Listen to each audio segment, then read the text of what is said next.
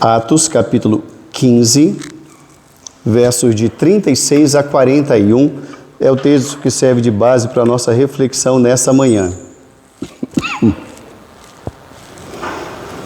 Assentados reverentemente, os irmãos vão acompanhar a leitura das Escrituras em Atos 15, a partir do verso 36, onde nos diz assim a palavra do Senhor. Alguns dias depois, disse Paulo a Barnabé: voltemos agora para visitar os irmãos por todas as cidades nas quais anunciamos a palavra do Senhor, para ver como passam. E Barnabé queria levar também a João, chamado Marcos.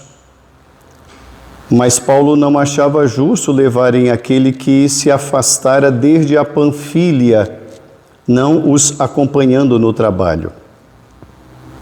Houve entre eles tal desavença que vieram a separar-se. Então Barnabé, levando consigo a Marcos, navegou para Chipre.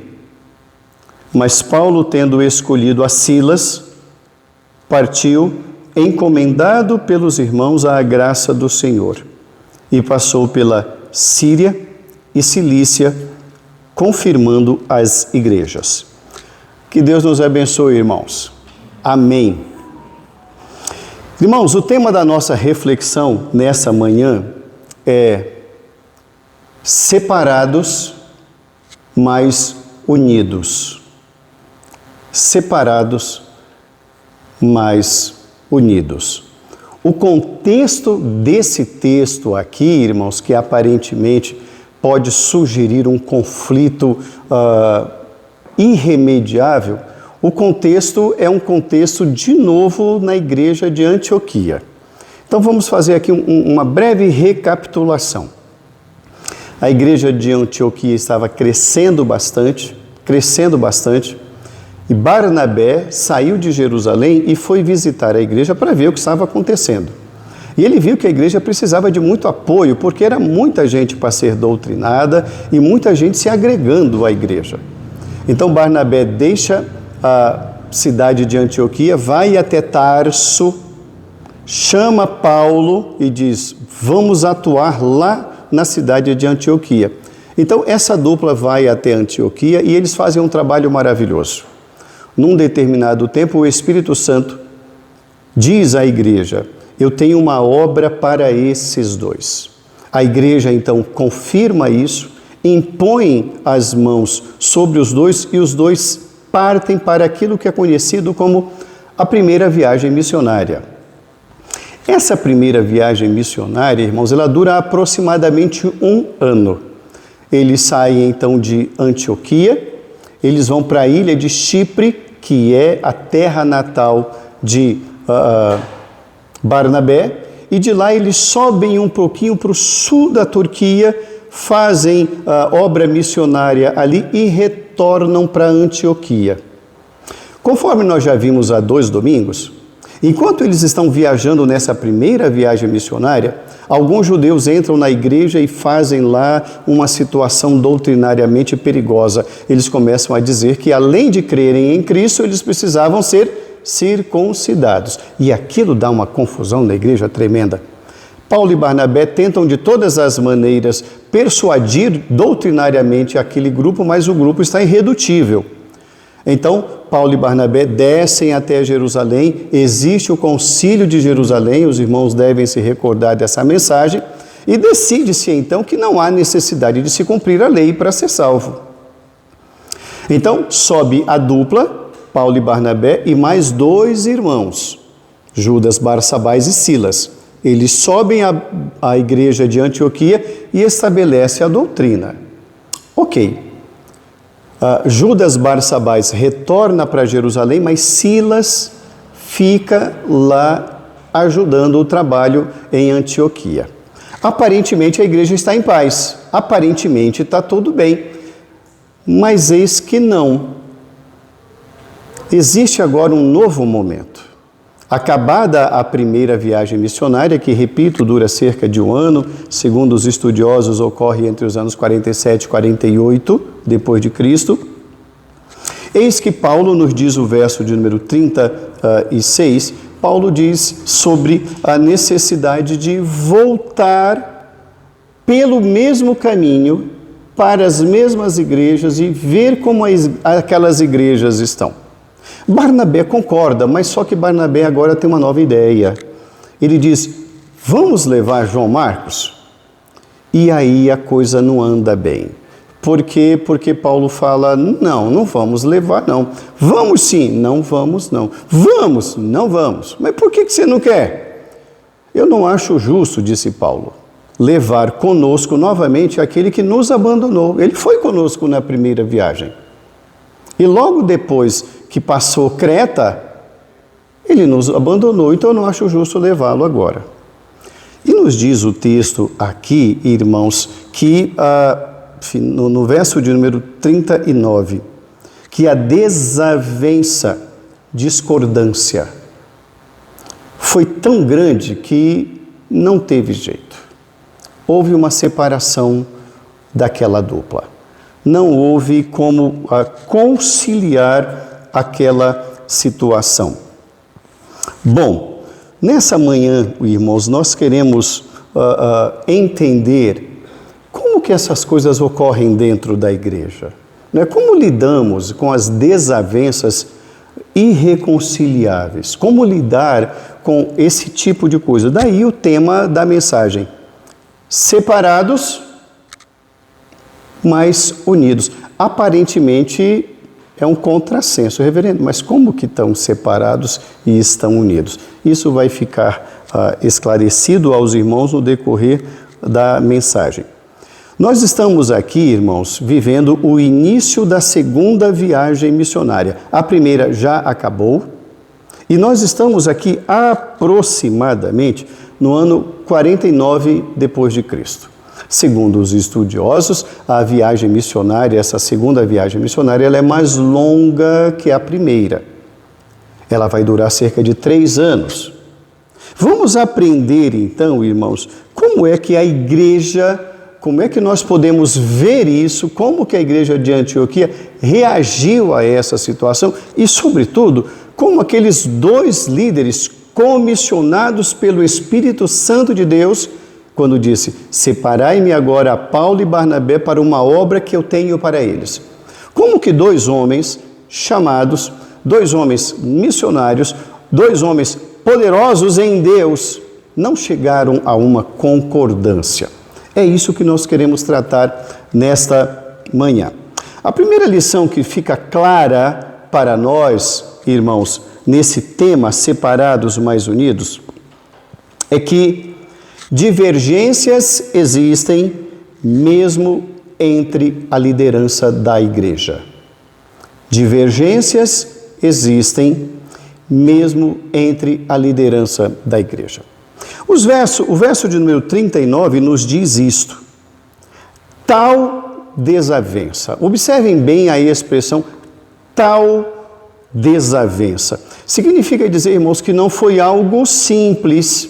Não foi algo que, usando as argumentações normais, comuns ou suasórias, nada disso foi suficiente para desatar o nó entre ambos. Então, pode parecer estranho, pode parecer incomum, irmãos, mas não é. Aparentemente, a gente pensa que a igreja não é lugar de divergências. Mas é claro que há divergências numa igreja. E entre os líderes, também. Nós devemos entender isso como algo que pode ocorrer. Pode não ser corriqueiro, mas é mais comum do que muita gente possa imaginar. Então é isso que nós vamos abordar nesse primeiro tópico. As divergências existem mesmo entre a liderança da igreja. E por que essas divergências existem? Essas divergências existem, irmãos, porque nós todos somos diferentes. Todos nós temos uma cultura diferente, pais diferentes, temos uma bagagem cultural diferente, temos diferentes análises e, no caso dos líderes, são chamados diferentes, visões ministeriais diferentes, modo de agir diferentes, valores diferentes, pensamentos diferentes, entendimentos diferentes, culturas diferentes, formação diferente, sensibilidades diferentes. Então, como não haver divergências? É absolutamente natural que elas ocorram. Isso a gente não pode imaginar que um líder está imune a entrar em divergência. Não, irmãos, essa imunidade não existe. Um líder, ele é tão ser humano quanto qualquer outro ser humano. Mas nos diz o texto aqui, irmãos, dos valores. Aparentemente, embora nós não saibamos ao certo o que ocorreu para que João Marcos tivesse abandonado a dupla na primeira viagem missionária, foi algo que no entendimento de Barnabé poderia passar para trás. Vamos virar essa página, Paulo? Paulo fala, não, vamos voltar aqui na página. Observe bem aqui que os valores são diferentes. Para Barnabé, aquilo poderia ser passado, parte do passado. Para Paulo, não. Paulo tinha outros valores. E aqui, irmãos, eu não vou entrar no juízo de valores, quem é que tem razão e quem é que está errado. A Bíblia não nos dá margem para isso. Mas nos dá margem para pensar que sim, os valores que Paulo tinha referentes a João Marcos e a seriedade daquele momento eram valores diferentes dos de Barnabé. Penso eu que Barnabé não estava errado, mas penso eu também que Paulo não estava errado. Então, o que fazer numa hora dessa? Precisamos entender que isso é natural. Eu fico a pensar, irmãos, que tipo de diálogo ocorreu ali entre aqueles dois homens que tornou inconciliável a ideia daquela terceira personagem de João Marcos naquele grupo. Em vez de uma dupla, um trio. Mas que fica claro para nós aqui é que mesmo entre homens chamados por Deus, com um ministério específico, entre eles pode haver discordâncias. Esse é o primeiro ponto que a gente entende aqui. Separados, mas unidos. As divergências existem, irmãos. E olha como é bom que haja divergências. Alguém pode pensar assim, mas não é bom que haja divergências. Irmãos, o contraditório sempre existiu e nós precisamos aprender a viver com o contraditório, porque o contraditório nos faz repensar. O contraditório, irmãos, nos faz ver um outro lado que nós não vemos. Isso não implica em tornar-nos inimigos. Isso é uma outra coisa que não está em pauta aqui. Há divergência, sim, entre líderes. Precisamos entender isso. Uma segunda lição que a gente deve entender e aprender com o texto, irmãos, separados, mas unidos. A segunda lição é que divergências podem levar a caminhos diferentes. Divergências podem levar a caminhos diferentes. Volte o seu olhar para os versos 39 e 40. Houve entre eles tal desavença que vieram a separar-se.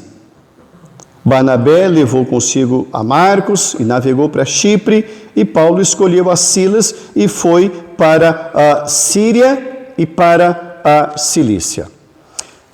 Nós não temos aqui um mapa da região, irmãos, para mostrar aqui para os irmãos. A gente pode fazer isso no próximo domingo, sem problema. Mas é muito fácil os irmãos verem a questão da diferença que eles tomaram aqui. Já que os dois sentaram, conversaram e não chegaram a um acordo, então eles entenderam que não precisavam brigar. Eles entenderam que não precisavam dividir a igreja. A igreja vai continuar o caminho dela. A igreja de Antioquia está lá.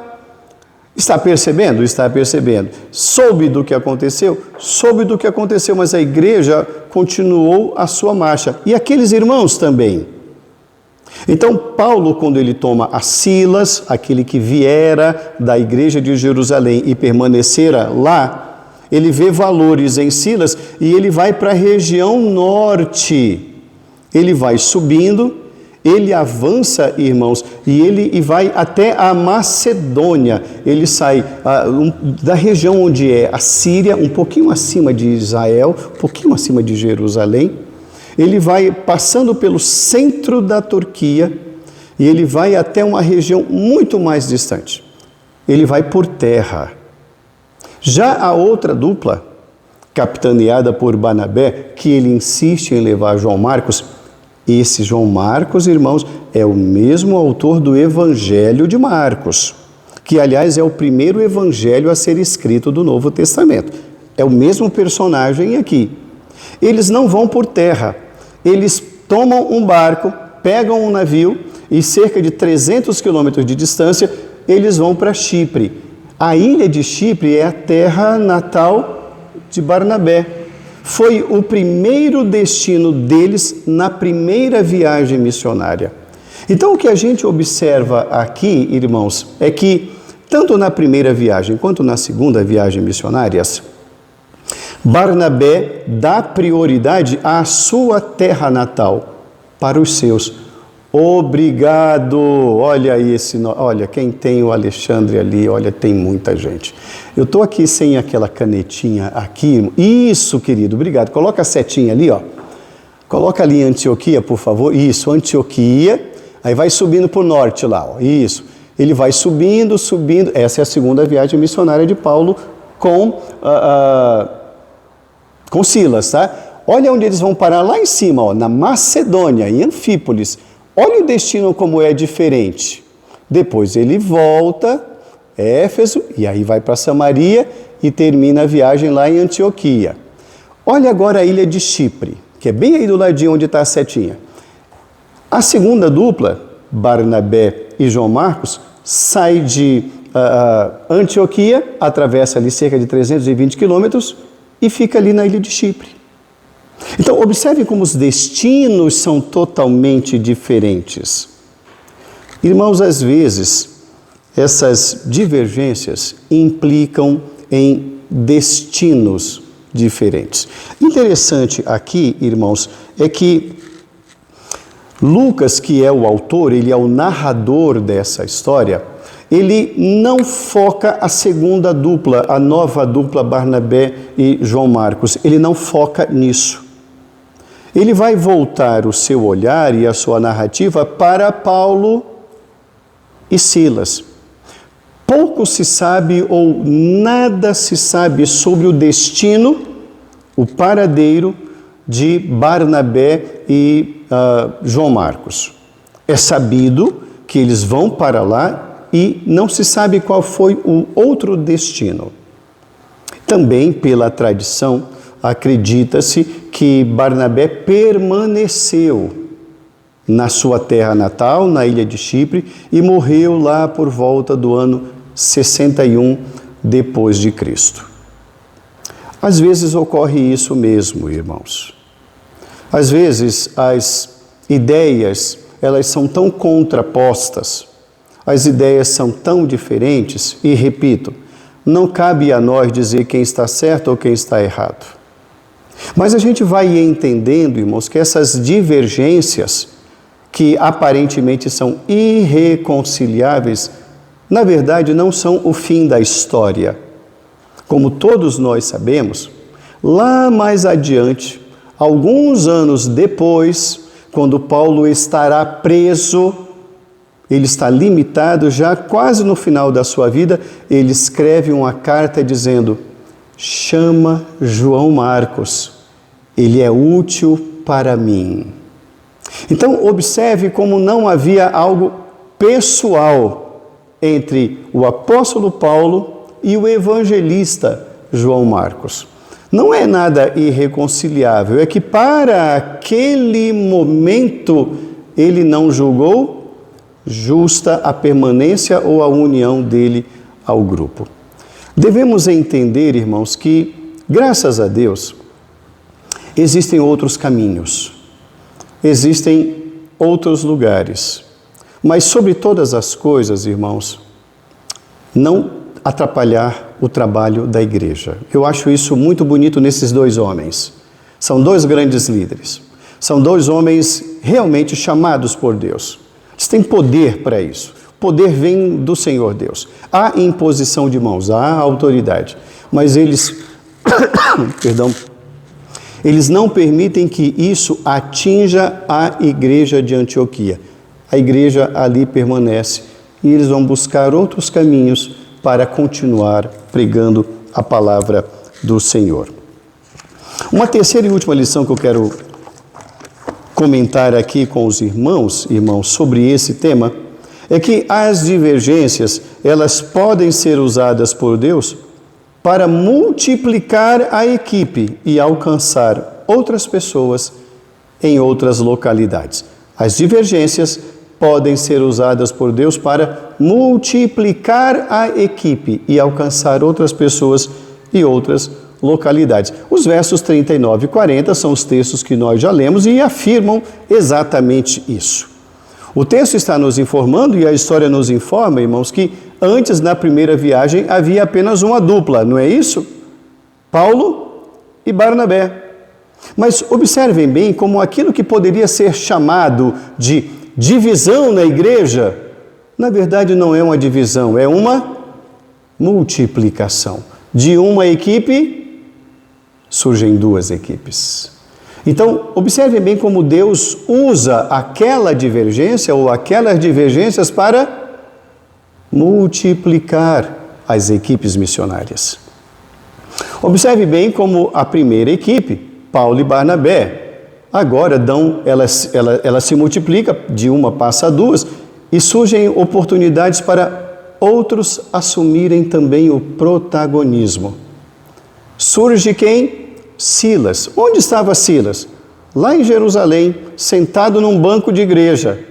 Onde estará Silas agora? Viajando missionariamente por 3 anos, juntamente com o apóstolo Paulo. É uma oportunidade que tem. É alguém que teve o privilégio agora de sair do banco e mostrar os dons e de ser usado por Deus.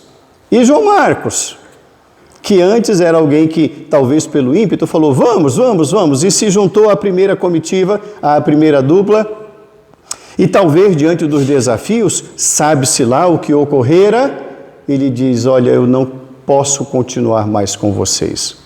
Mas observe como ele continua útil, como disse o apóstolo Paulo. Ele continua tão útil que ele se une a Barnabé e prossegue com Barnabé. E a gente observa, irmãos, pela própria história da igreja, que o seu fervor com Jesus e pelo Evangelho não foi arrefecido, não foi esfriado, tanto é que ele é o primeiro a escrever o Evangelho sobre Jesus. E ele tem muito a falar sobre Jesus. Então poderíamos pensar, ou a igreja poderia pensar, houve uma divisão, quem é contra Paulo? Levanta a mão, senta do lado da esquerda. Quem é a favor de Barnabé? Levanta a mão, senta para a direita. Não ocorreu nada disso. A igreja teve maturidade suficiente para entender que Deus usa pessoas, e agora a obra está cada vez maior. Apesar de não sabermos, irmãos, e não haver registro histórico sobre o roteiro ou os destinos da outra equipe liderada por Barnabé, é inegável que ambos permaneceram fiéis ao Senhor, pregando o mesmo evangelho do Senhor, alcançando outros lugares e outras pessoas. Isso é inegável. O fato de não termos o roteiro não diminui a importância dessa dupla de maneira nenhuma. A divergência não ocorreu por briga de poder na igreja, o que geralmente ocorre nas igrejas. Briga de poder.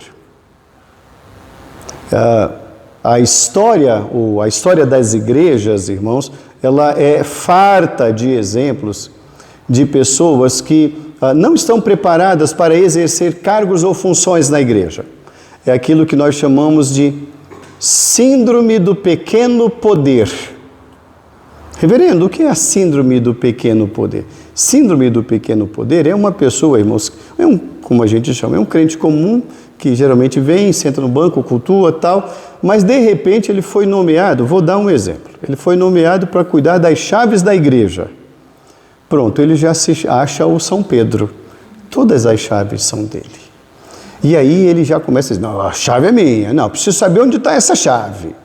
E ele começa a achar que de fato ele tem mais poder do que as chaves. Ele se esquece de que ele é um servo. Ele passa a ser maior do que São Pedro. É a síndrome do pequeno poder. Essas pessoas revelam que não estão preparadas para isso. Nas igrejas, irmãos, ocorre muito isso. E os líderes têm a tomar muito cuidado com isso. Não fazer do papel de servo o papel de senhor da igreja. É saber que eles estão ali para servir ao Senhor. É ter Cristo como o exemplo principal do líder servo. Está cada vez mais difícil encontrarmos, irmãos, esse nível de liderança. Existem muitos modelos de liderança no mundo, muitos. O impositivo, o mandão, o manda-chuva, mas nenhum deles é o exemplo bíblico de liderança. Qual é o exemplo bíblico de liderança? Jesus. E qual é o modelo que ele ensina? Do líder servo. Geralmente, irmãos, os líderes não querem ser servos, eles querem ser mandões, eles querem impor o que eles querem. E eles vão manipular pessoas. Tem um ditado antigo que é muito verdadeiro, ele diz assim: quando não conseguirem manipular você, vão manipular os outros contra você. E é isso mesmo que ocorre. Quando não há um acordo aqui, ele diz: pera lá, eu vou te mostrar quem eu sou. Ele vai e manipula meia dúzia, aquela meia dúzia manipula mais meia dúzia cada um, para provar que ele é forte. E eles destroem aquele outro. Quando não conseguirem manipular você, vão manipular os outros contra você. Não é isso que nós estamos vendo aqui na igreja de Antioquia entre Paulo e Barnabé. Não é absolutamente nada disso. Não há, perdão, irmãos, não há briga para Paulo querer ser maior. Não há briga para Barnabé querer ser maior. Eles querem servir ao reino. Barnabé, quando Paulo diz, vamos visitar as igrejas, Barnabé não diz, não vamos. Ele diz, sim, vamos, mas vamos levar João Marcos. Ele não se opõe a pregar o evangelho, ele não se opõe a se dispor a evangelizar, ele não se dispõe a nada disso, mas ele não quer abrir mão de João Marcos. E aqui eu quero fazer uma defesa de Barnabé, embora não seja o seu advogado. Penso eu, irmãos, que a insistência de Barnabé por João Marcos é a mesma insistência que Barnabé teve com Saulo. Quando Saulo se converteu, irmãos, quem levou Saulo a Jerusalém e apresentou ele aos irmãos da igreja? Barnabé. Foi Barnabé quem fez aquele meio campo para dizer assim, olha, ele não é perseguidor, mas não. É ele quem vai jogar água na fervura, porque ele vê valores em Paulo. Os outros apóstolos não estavam vendo esses valores em Paulo, porque tinham medo dele, pelo histórico dele. Então Barnabé tem um olhar que valoriza as virtudes que os outros não veem. Então as mesmas virtudes que ele vê em Barnabé, ele também vê em João Marcos, por isso que ele o defende. Por isso que ele diz, vamos ensinar esse menino. Esse menino tem valores, ele vai aprender. Nós não podemos descartá-lo. Nós não podemos deixar que ele volte para um banco de igreja, porque ele tem virtudes. Mas Paulo tinha uma visão diferente dessa de Barnabé. E eu, irmãos, não ouso de forma alguma dizer que Barnabé estava errado, ou que Paulo estava errado, que Barnabé estava certo, ou que Paulo estava certo. Deus multiplica. As equipes foram multiplicadas. Aquela briga, ou aquela desavença, ou aquele desacordo, não ocorreu por briga de poder na igreja, para saber quem era mais influente, quem iria entrar para a história, quem teria o maior nome no Novo Testamento. Nada disso está na mesa. Existe uma história, irmãos, na mitologia grega, que eu particularmente gosto muito, do guerreiro Ulisses. Né? Há muitas histórias sobre Ulisses. E Ulisses era, segundo a mitologia, um homem destinado à fama. E quando houve a guerra de Troia, ele foi procurar a mãe dele, e a mãe dele falou algo mais ou menos assim: meu filho, se você ficar aqui, você vai ser o maior nome desse pedaço. Mas se você for para a guerra, eu nunca mais verei você. Então ele ficou dividido: vou ou não vou? Fico com a minha mãe e gozo da alegria e da companhia da minha mãe, ou eu vou e não volto? Mas eis que veio então um outro guerreiro, a mando do rei, e disse: se você de fato ficar aqui, você vai viver. Você vai ficar por aqui, vai morrer velho, gordo, rico, mas não vai sair daqui.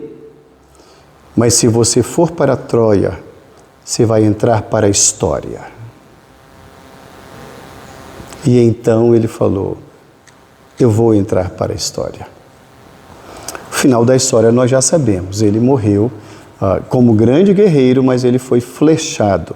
E uma outra história ainda sobre eles, Aquiles, né? Eu falei Ulisses, mas Aquiles, irmãos. Onde os irmãos ouviram Ulisses, por favor, leiam, ouçam Aquiles. Aquiles era esse guerreiro forte. Mas os irmãos já ouviram falar de uma outra expressão, calcanhar de Aquiles. E a história do calcanhar de Aquiles significa ponto fraco da pessoa. Diz ainda a mitologia que quando ele foi consagrado como grande guerreiro, ele ainda criança, pegaram ele pelos tornozelos, pelos calcanhares, e jogaram numa água para batizá-lo, para consagrá-lo aos deuses. Então toda a parte do corpo, da cabeça, que ele foi colocado de cabeça para baixo, da cabeça até os tornozelos, foi guardada, mas aquela parte dos dedos que seguravam o tornozelo, não. Era a única parte que não estava protegida ou guardada pelos deuses, diz a mitologia. E na batalha de Troia foi exatamente ali que os inimigos o flecharam. Ele era muito rápido, dos guerreiros maiores da humanidade, mas que os inimigos perceberam que a única parte do seu corpo que estava descoberta eram os calcanhares. Então, ferindo o calcanhar, ele perdia a mobilidade, tornando-se um alvo fácil. E foi isso o que ocorreu. Ele quis entrar para a história como o maior. Isso não está em questão entre Paulo e Barnabé. Ninguém quer ser o maior. Muitas vezes as lideranças brigam porque querem provar quem é o maior. Quem é o mais influente, quem pode mais. Essa divergência ou essas divergências, irmãos, não dão conta entre Paulo e Barnabé de briga por egos. Ego em grego é eu. O eu fica inflado, não é? Eu fico cada vez mais forte se eu tiver mais poder e mais influência na igreja. Isso não está aqui. Líderes brigam muito por isso. Quero provar que eu sou maior do que fulano. Ah, isso, reverendo? Ah, meus irmãos, e muito. E não é pouco. Eles não querem dividir a igreja, eles não querem levar membros para lá ou para cá, eles não querem provar um para o outro quem tem mais simpatizantes, mais adeptos ou quem gosta mais disso. E, aliás, Paulo é absurdamente o contrário a esse fã-clube nas igrejas. Quando Paulo escreve a primeira carta à igreja de Corinto, igreja que ele ajudou a fundar, ele diz: eu estou sabendo que existem divisões entre vocês, estou sabendo disso. E tem aquele grupo que me apoia, eu não quero saber disso. Tem grupo que apoia Apolo, eu sou de Paulo, eu sou de Apolo. Parem com isso, isso é criancice, parem com isso. Quem é Paulo, quem é Apolo? São servos por meio dos quais vocês vieram a crer. Eu plantei, Apolo ajudou, mas o crescimento vem de Deus. Gente, vem de Deus. Parem com o fã-clube dentro da igreja. Então, esse Paulo que escreveu isso é o mesmo Paulo que é contra ter fã-clube na igreja de Antioquia. Então, isso de querer ser maior, ou ter mais seguidores, ou sermões com mais visualizações, não está no ideário de Paulo e com certeza não está no ideário de Barnabé. O que a gente entende aqui, irmãos, concluindo a nossa reflexão na manhã de hoje, é que independentemente das circunstâncias de cada igreja, Deus continua sendo o Senhor da igreja. Ele continua despertando pessoas, levantando pessoas e usando pessoas. É Ele mesmo quem multiplica as equipes. É Ele mesmo quem continua chamando, é Ele mesmo quem continua dando a sua palavra para aquele servo alcançar outras vidas. É Ele mesmo quem direciona as equipes. Veremos isso talvez no próximo domingo ou no outro, tenho que ver aqui direitinho, mas já é um spoiler das próximas mensagens. Nós vamos ver que quando Paulo e Silas querem pregar em um lugar, o Espírito Santo diz, não, aqui não. Aí eles vão para um outro lugar, e o Espírito Santo diz, não, aqui não. Eles não entendem isso. A obra missionária, irmãos, não é obra do homem. A obra missionária é obra do Senhor da igreja. E ele diz qual é a prioridade. A prioridade quem estabelece não é a igreja de Antioquia. A prioridade quem estabelece não é João Marcos, não é Silas, não é Paulo e não é Barnabé. O Senhor da igreja continua sendo o Senhor da igreja. Por isso, irmãos, o Senhor da igreja disse, rogai ao Senhor da seara, para que mande mais trabalhadores. Estão surgindo 2 novos trabalhadores, Silas e João Marcos. A igreja, irmãos, precisa entender que ela é composta por homens, mas ela é regida pelo Senhor. O Senhor continua no trono, reinando de forma absoluta e de forma plena. Unidos, mas separados. Observem bem que eles se separaram geograficamente, mas não abandonaram a fé. Eles tiveram outros companheiros de obra, mas não largaram o Senhor da igreja.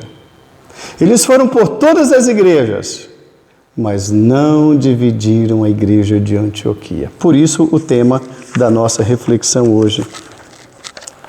Separados, mas unidos. Eles são inseparáveis naquilo que é essencial na vida cristã. As divergências existem, divergências podem nos levar a caminhos diferentes, mas divergências apontam para a multiplicação do serviço do Senhor. Que Deus, irmãos, na sua graça, na sua misericórdia, nos ensine a conviver, mesmo com as divergências. As divergências são comuns, mais comuns do que muitos pensam. Líderes também divergem. Mas devemos, irmãos, entender que líder não é dono de igreja. Líder é servo do Senhor da igreja. Continuemos a servir ao Senhor da igreja. Que Deus nos abençoe e nos dê maturidade para enfrentar as divergências que porventura temos ou venhamos a ter. Em nome de Jesus. Amém.